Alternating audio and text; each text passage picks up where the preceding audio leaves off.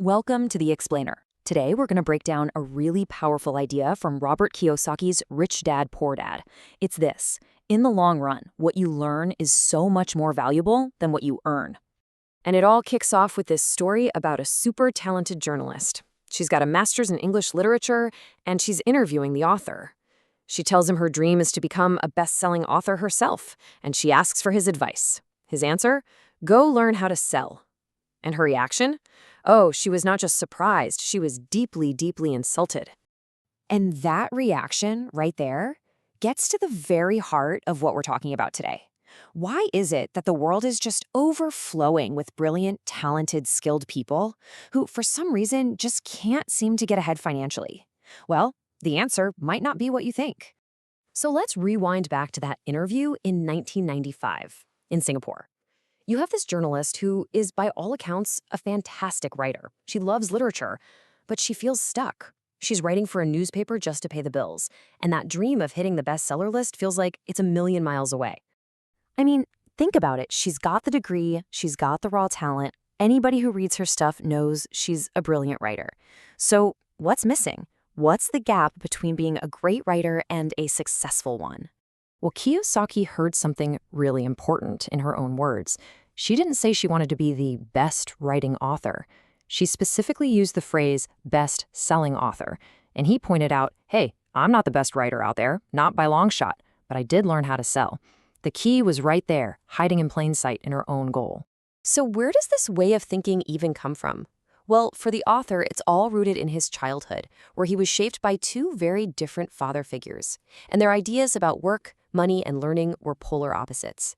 It's that contrast that really builds the foundation for all his advice. Okay, so on one hand, you have his poor dad.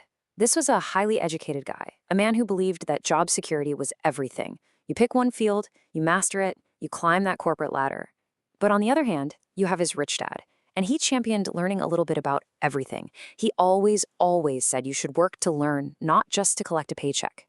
And you can see this clash of mindsets perfectly in his own life. When the author graduated and landed this nice, stable job, his poor dad was over the moon. But then, just 6 months in, he quit. He wanted to go learn new skills. His poor dad was devastated. He thought it was a terrible mistake. But his rich dad? He was proud. He saw it as an investment in a much, much bigger future. So why do so many of us end up following that poor dad path? Well, honestly, because it feels safe, right? But that feeling of safety, that can quickly turn into something Kiyosaki calls the job trap. He has this quote that just absolutely nails it. Owners pay just enough so workers won't quit, and workers work just hard enough so they won't be fired. It's this weird, unspoken agreement, this cycle that creates a kind of comfortable prison. The pay is just good enough to make you afraid to leave, but it's rarely enough to give you any real freedom. And you know what the bait in this trap is? It's that promise of a promotion. So you work hard, you keep your head down, you wait for that next step up, and the closer you get, the more you have to lose. And that fear of losing your spot, well, it keeps you from taking the kind of risks that lead to real growth. You know, there's a scene in a movie that captures this perfectly. Tom Cruise's character quits his job and asks who wants to come with him. And this one woman, she really wants to go. She's ready for something new, but she can't. And why? Because her promotion is just 3 months away. That future promise completely paralyzed her in the present. So if talent and working hard and specializing aren't the whole story, what is it? What's that one missing ingredient that separates the super skilled from the super successful? Let me ask you a question. Just think about it for a sec. Does McDonald's make the absolute best hamburger in the world? I mean, have you ever had a better burger somewhere else? Maybe a local joint or even one you made yourself? Of course you have. Everybody has. The author even says his own mom made way better burgers. See, McDonald's isn't successful because they have the best product. They're successful because they have absolutely mastered the business systems, the selling, the marketing, the delivery, everything that happens around the product.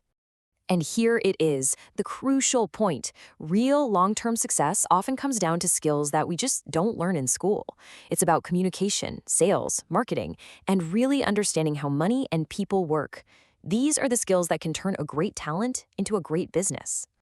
Now get this. The author knew that communication and sales were his big weaknesses. He was actually pretty shy, and he hated the idea of being rejected. So what did he do? He deliberately took a sales job for 4 years. He didn't do it for the money. He did it to get the one skill he knew he was missing.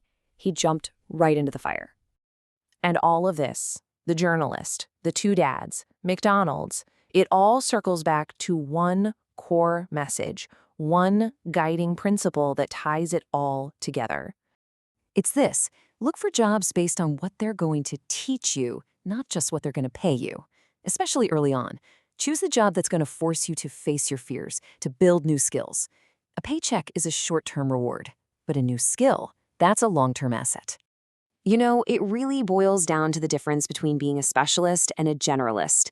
The world pays specialists to do a job, but it's the generalists, the ones who understand sales and marketing and finance and the product. They're the ones who build the companies that hire all the specialists.